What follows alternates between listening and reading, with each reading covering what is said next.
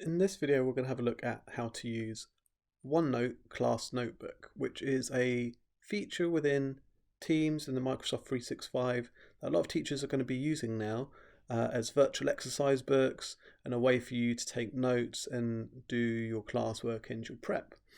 So to introduce you to it, the best way into a class notebook is to go in via Teams.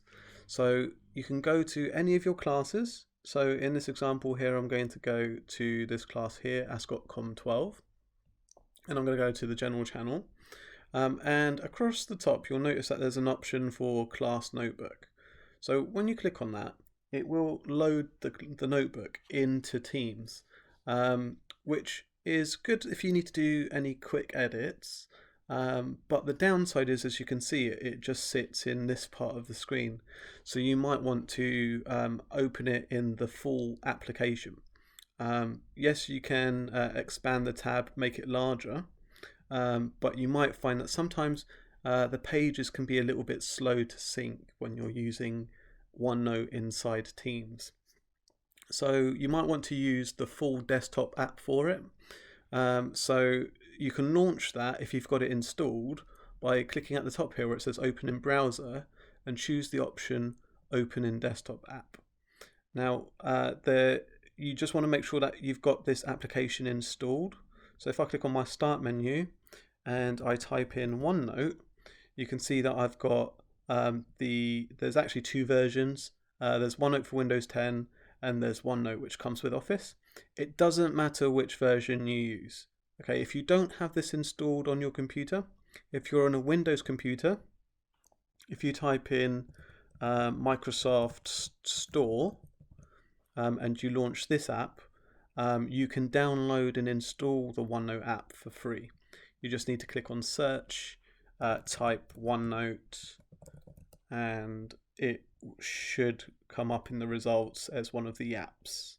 So if we go down to apps, you can see OneNote for Windows 10 there. You can click on that, and this button here, Get, will install it on your computer. Okay, there are versions for the Mac as well, which you might have to just search for in Google or might be included in the bundle when you install the Office apps from office.com. Okay, so if we have a look at opening this up now in the app, so I'm going to click on that button again and open in the desktop app, it will launch OneNote on your computer and then it will open up to this OneNote page. I've got two versions of OneNote installed.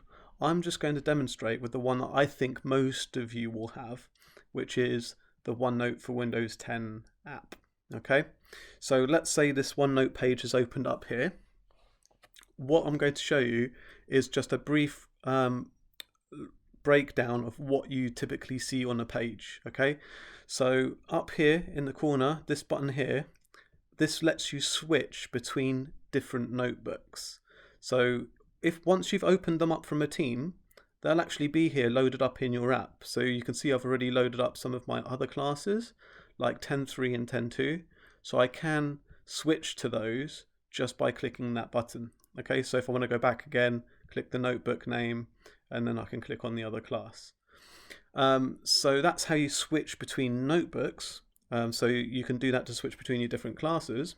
Now let's look within a notebook. So first thing you'll notice is that we've really got three parts. Starting from the left-hand side, these are the different sections in a class notebook. Now typically, you will see as a pupil a collaboration space. Now this is a shared space, so anything that gets added here can be worked on by anyone in your class, your teacher and your other pupils. Then you've got the content library section. This is a section that you will not be able to write in, but your teachers might put pages and information in here.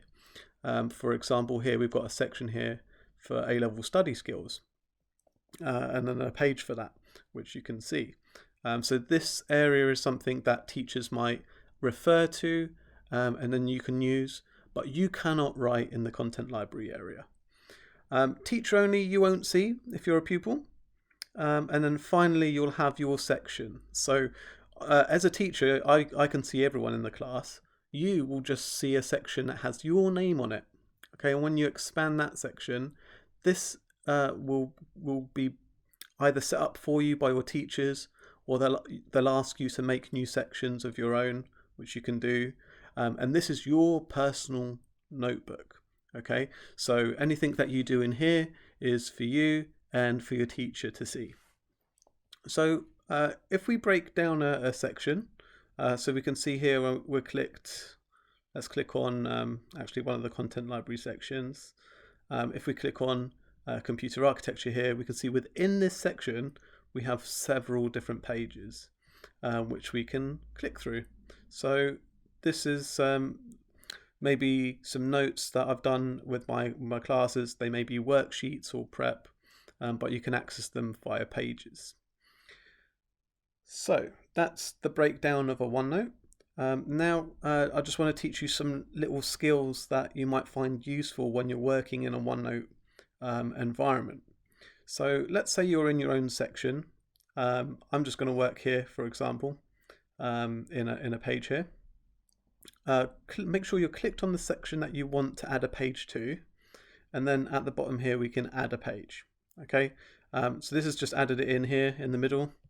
I can click and drag, I can rearrange my pages, and then I can give this page a title. And we do that by clicking at the top and giving it a name. So I'm going to do a page about fluffy cats because I like cats. So one thing about OneNote that's very different to if you've used PowerPoint or Word is that you can click anywhere and type.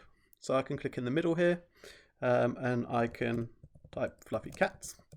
And I can move that writing around just by clicking on the box and moving it. Okay, so it's very flexible. It's like an infinite canvas which you can move around. You can zoom in and out if you want to, and you can write anywhere on it. So I can also draw on my OneNote. So I've got a stylus pen with my Surface device. If you have a stylus pen, then you can go to the Draw tab. You can select a coloured pen and you can draw. And you can use that to draw diagrams, shapes, and so on. My favourite pet. So that's how you draw. You might want to add shapes and images. So there is the option to do that in the Draw tab as well. If you're not very good at drawing circles like I am, you can just grab the shape tool and instead you can draw, click and drag to draw a nice shape instead. Okay. Images are very similar to how you would do it if you were working with another Microsoft program. So I've did a little Google search here for a cute cat. There's a nice cute cat. So let's take a copy, right click and copy that image. Remember, if you want a good quality, then you can right click and open it in a new tab. And this will open the full size of that image. Then you can copy that one. And then right click and paste into OneNote. And again, these work with the same kind of box where you can grab the top, you can move it around into your page. Okay. And that is pretty much the basics of using OneNote. The only other thing you need to understand is how it saves. So it is automatic. I don't know if you noticed just there at the top, this page just synced automatically.